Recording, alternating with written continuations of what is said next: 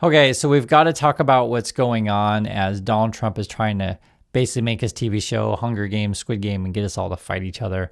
And let me show you what I mean by that. So first, Pentagon readies 1,500 soldiers to possibly deploy to Minnesota, right? So they're getting the military ready to send into Minnesota. This would be Army's 11th Airborne Division in Alaska. So these troops in Alaska train for cold weather conditions. And if you know anything about Minnesota right now, it is really cold. It is really, really cold up there. So that's what's going on the Trump side. Now, Governor Walz actually is calling the National Guard. Minnesota National Guard has mobilized and is ready to support public safety if needed. So you have multiple units going in with different sets of orders, right? Trump's calling in the airborne, and then they're like threatening to do the Insurrection Act and basically declare martial law and say, okay, military controls everything. Walden is calling the National Guard, so they'll have a different set of orders, worry about public safety. And we'll see how this shakes out, because right now, the conservative type people, I'll just say this, agitators, they're coming in and trying to shake things up and get you to fight also. This was also our headline today. Pardon January 6th rioter driven from Minneapolis rally by large counter-protest. So there's this dude, I think his name is Jake Lang, and he just goes in and tries to incite stuff and say a bunch of crazy crap. People actually threw water and water balloons at him because if you know, like with Minnesota, as mentioned, it's cold. That's actually pretty painful, not so great now. But again, this guy's just trying to rile up people. You can see this. This is someone said, how it started, how's it going? That's Jake Lang. So started doing the mustache party signs, and then how's it going? He's basically getting chased out by people, which I understand.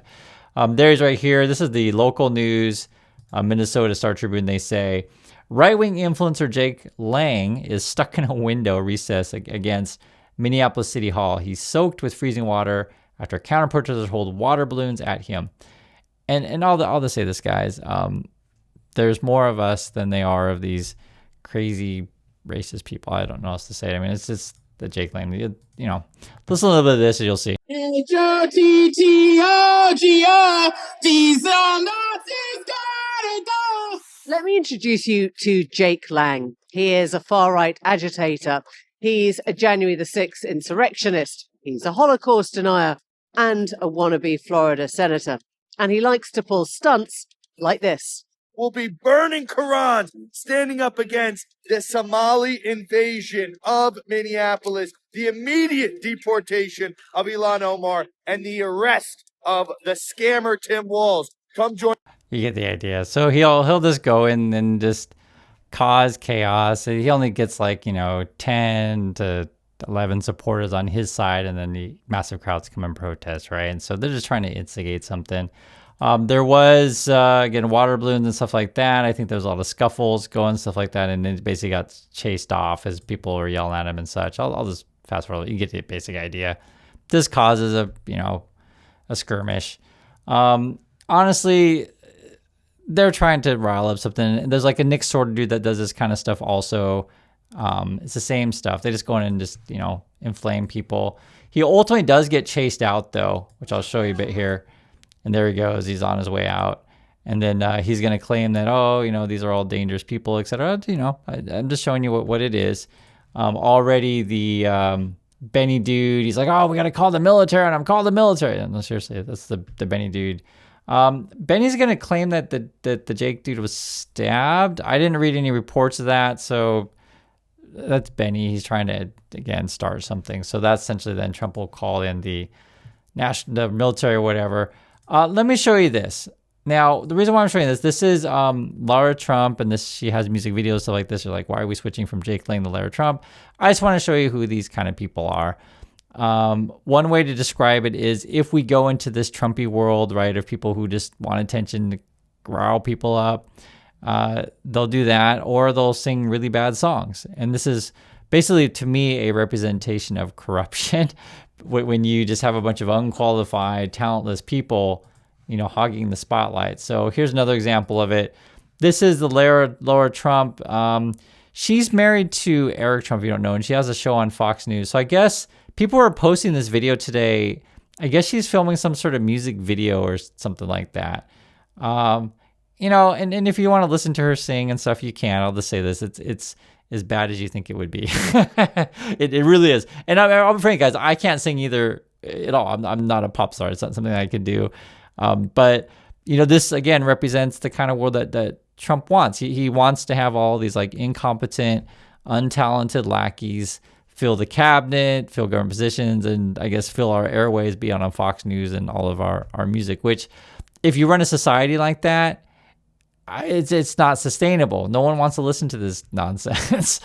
Let me show you a different point of view also about protesting, because sometimes I hear conservative outlets say, oh, why are people protesting, etc. Just listen to this. Just comply, bro. Just do what they say.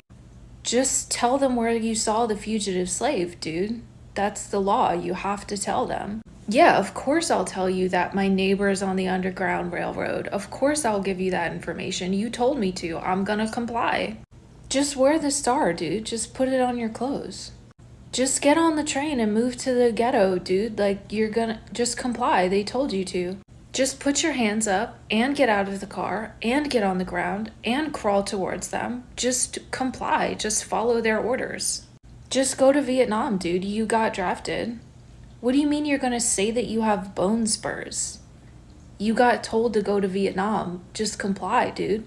Just pay the tax on tea. You're supposed to. Just pay it. Just shoot the protesters. This is Kent State. You have to shoot them. They told you to. Just pay the taxes even though you don't get representation. You have to. They told you. Just comply. Just comply. Just follow orders. Just listen to what the king says. So I liked her video. I thought it was pretty clever because it really illustrates sort of why you would protest, right? And it's actually part of American history. And also she demonstrated, like, say, in the Trump point of view, or people are complaining about protesters. It's kind of ridiculous because Trump was drafted, and then he just got a draft deferment when other kids had to go. Look at this also. This is from a more conservative person. This person writes, the more I speak with liberals, the less alien they seem, and the more contrived our supposed divide appears. An obvious lie has turned us against each other, all for the benefit of a select few. Still trying to understand how we got here. And I appreciate this person, writing this and hopefully can wake up a bit and go woke, I guess, if you want to call it that. But the point is, though, is this shouldn't really be about left, right at all. It really should be more about top, bottom.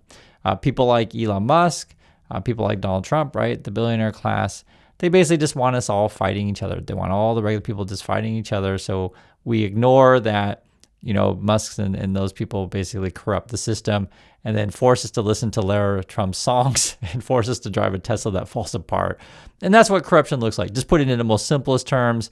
Like, don't you want a world where you can choose the music that you listen to, and you want some people who are talented, not be forced to listen to a bunch of lackeys? And then also, if you want to take it more political, Trump's cabinet's filled with like a bunch of just lackeys and incompetent people. It's really, really obvious. And that's what happens when you fill, positions, stuff like that with just, people who are loyal, and that's all you're looking for. You're not looking for talent or for people who are qualified. Here's another point of view. This is from Cori Bush. Have a listen to this. What happened to Renee Good? What's happened to so many others? It can happen again. It most likely will happen again. But it's us. It's the people who resist. It's the people who will stop it. We're not looking to any leader to do what we can do ourselves. If our leaders aren't stepping up to the mark, then we remove them. They don't get to hold a seat and do nothing. They don't get to hold a seat and be against our values. If you don't stand up for all of humanity, we don't want you. If you won't stand up against Donald Trump, we don't want you. And I think messages that Cori Bush is giving is the right message to give right now, right? We want leaders that fight for all of us, not just for the select billionaire few. And if they don't stand up to Donald Trump, find new leaders. I think it's as simple as that. Listen to this, and I just want to hear points of view how Trump's policies affect just regular people on the ground. It is now extremely unlikely that my wife will be able to visit the United States anytime soon. For those that don't know me, my name is Chris. I'm an American. I've been married to my beautiful wife, Adenike, for the past year and a half. We have been waiting for her visa interview to come to the United States since May 2024, and with the new presidential travel ban, she currently has no path to come to the United States. As of the presidential proclamation yesterday, the U.S. will no longer issue immigrant visas to Nigerian spouses. There are a total of 35 countries, all listed below, affected by this ban. Previously, earlier travel bans had only focused on non-immigrant visas. These are things like student visas, business visas, and tourist visas. People petitioning for their spouses or children were exempt, and this is no longer the case. My wife has never met the majority of my relatives, and she has never set foot in my home country of the United States. I think a lot of Americans don't realize how difficult it actually is to come to the country legally. We have known each other for 5 years, and my wife has never been able to come to the United States. And now it is essentially impossible. I made a lot of videos explaining this process because I feel that it is important to call attention to the hundreds of thousands of people in my same situation waiting endlessly to be reunited with their spouse. I use these videos to draw attention to the real people caught in these immigration battles. And I was really sorry to hear that. And I just want to let you know, this is regular people's experiences. My wife and I, if you don't know, I'm an American. My wife is a Korean national. We had a very similar experience because Trump basically closed down several offices around the world. And it's just really, really hard. Even though we were married, right? It was really hard for my wife to come to the USA and go through that whole process. And this video might even be old because he mentioned 35 countries, because the number I heard, it was like visa process has been halted at 75 countries. So, that's where we're at. Also, listen to this. This is like, wow. Every day. What's your board? They need you to leave. They need a doctor.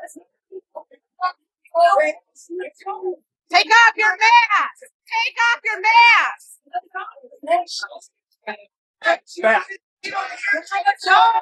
Yo, out of here, you fat little. Judge, un-American pieces of shit. Cowards. Nazi people. Looks like ICE is going to various Mexican restaurants, but in this particular case, the patrons are yelling at the ICE people to basically, get out, as it shows that local people are protecting their neighbors here, which I think is a good thing. You can see it for yourself. Hola. All I want to do is to say thank you very much for all the support you have been giving us, which you appreciate it. But all the Latino businesses are suffering just like me.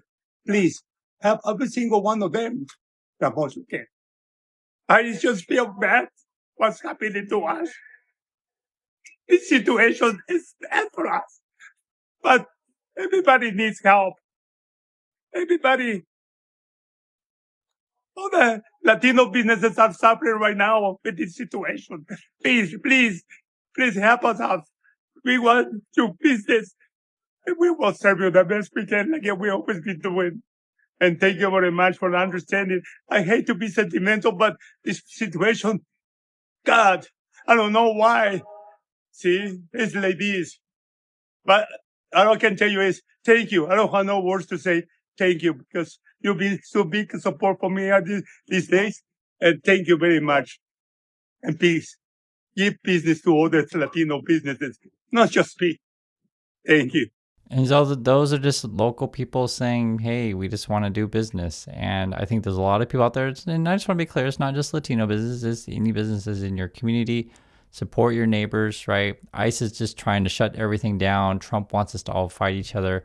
But we don't have to live like this. And as Corey said in the beginning, if we can't find leaders who will stand up to Trump and have leaders that basically fight for all of us, not just some of us, then we need to find better leaders. So that's my thoughts on this. I'd like to hear yours, and I'll catch you all in the next video.